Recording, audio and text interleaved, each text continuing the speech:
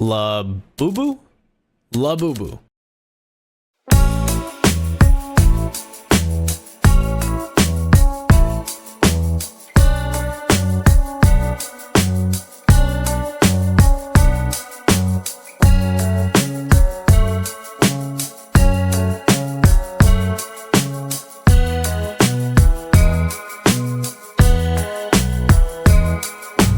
What is up, everyone, and welcome back to the channel.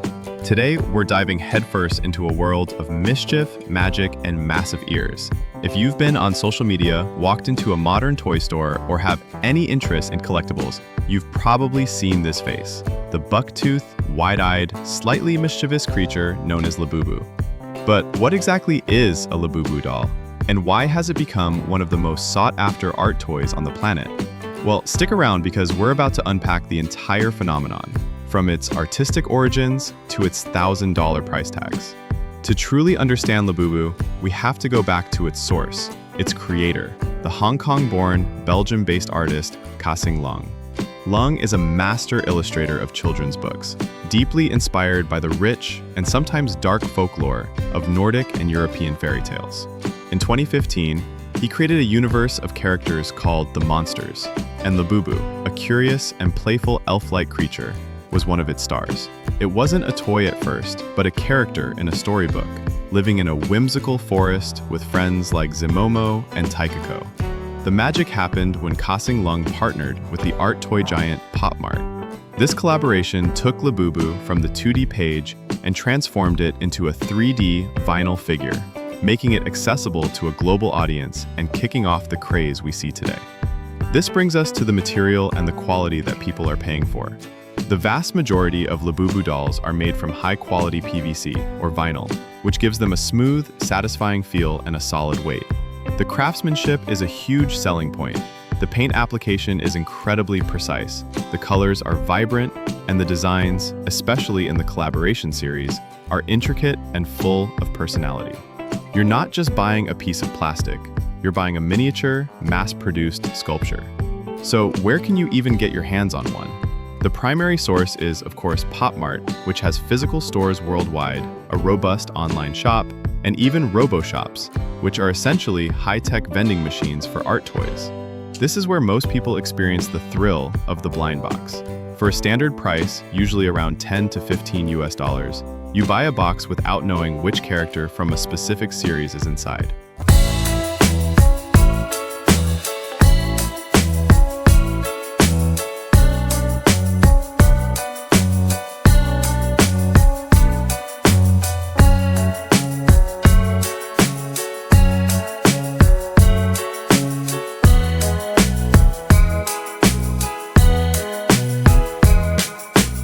This gambling-like mechanic is incredibly addictive and is a core part of the experience. And that really gets to the core of its use and its benefits. LUBOBO isn't a toy you play with in the traditional sense. It's a collectible you experience. Its primary use is for display, on desks, shelves, in custom display cases, adding a touch of personality and art to a space. For many, the benefit is the joy of collecting, the thrill of the hunt to complete a set, and the dopamine rush of unboxing a box and pulling the one you really wanted. Or, even better, a rare secret or chase figure. Collectors also build a community, sharing their hauls online, trading duplicates, and celebrating new releases together. Which of course leads us to the crucial question of price. While a standard blind box is affordable, the price of LUBOBO can skyrocket into the hundreds or even thousands of dollars. This is driven by rarity. Each series has a chase or secret figure with a much lower production ratio, maybe 1 in 144 boxes. Pulling one of these is like winning the lottery, and their resale value on the secondary market, sites like eBay, StockX, and private Facebook groups, can be immense. Furthermore, there are special releases, large format 400% or 1000% figures, and collaborations with brands like Jean-Paul Gaultier or franchises, which are produced in limited quantities and become instant high-value grails for collectors. This ecosystem of collectors is fascinating because it's not just kids.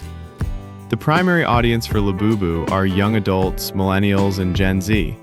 people who grew up with collectibles but now have disposable income. They are often interested in art, design, fashion, and pop culture. In many ways, the LUBOBO community mirrors sneakerhead culture. It's about the drop, the hype, the limited editions, and the flex. And that's where the show-off element comes into play with full force.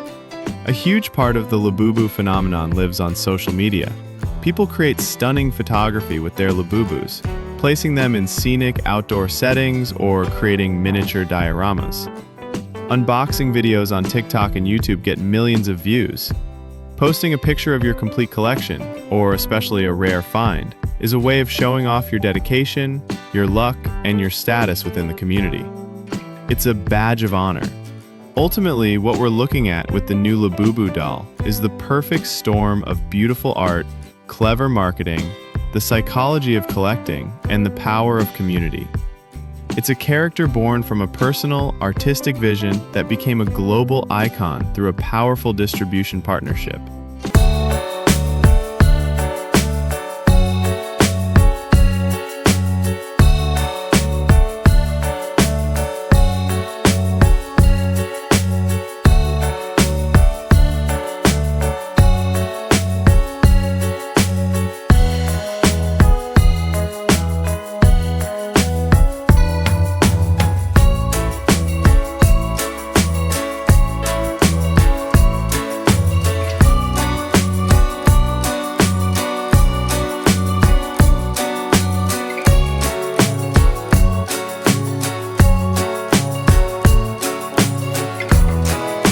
Fueled by the thrill of the blind box and the flex of social media.